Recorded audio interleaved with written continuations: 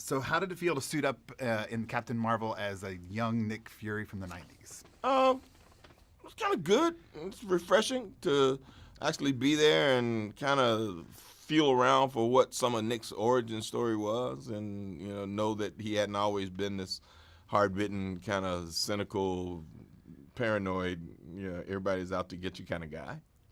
You and Brie have worked together before, so what was it like to work with her in the Marvel Cinematic Universe? Well, this is more of a playground kind of movie, for both of us, having been through Kong and then her movie Unicorn Store that she wrote and directed. We've established a way of working together. We like each other. We laugh together. So by the time this happens, it's more like going out and finding one of your friends in the street and come on, let's go play. Let's play this today. And we did. That's awesome. Outside of reuniting with Brie on screen, you get to reunite with Agent Coulson. We get to see the beginnings of that relationship. Yeah, Can you tell me a little bit about that? It's always good to work with Clark. Clark and I have known each other for a very long time. Back when I was shooting Pulp Fiction, when I was off, Clark actually directed me in a play that we did here, which is kind of great, Distant Fires. So we've known each other for a long time. And I was glad to have him there, actually, because, Nick and Coulson's relationship is very important to the MCU. And ever since, his demise years ago, people have wanted to see us back together, so this is great. And they get it. You're giving them what they want. What else can fans look forward to seeing in this film?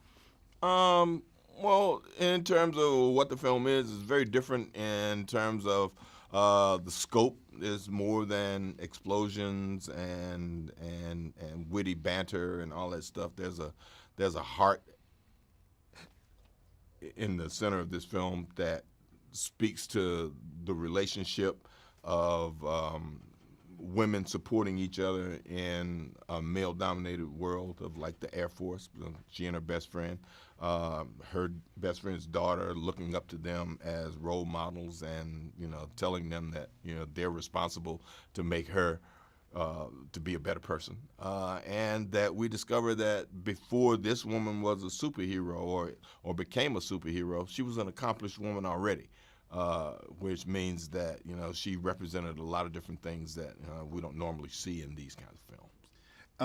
We also have heard that there was a special relationship building on the set between you and Reggie, the cat that played Goose.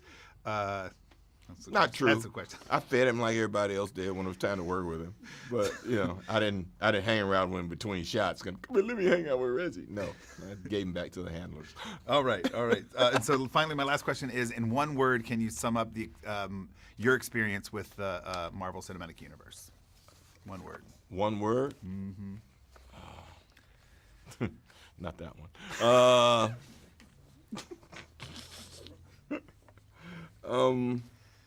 Perfect.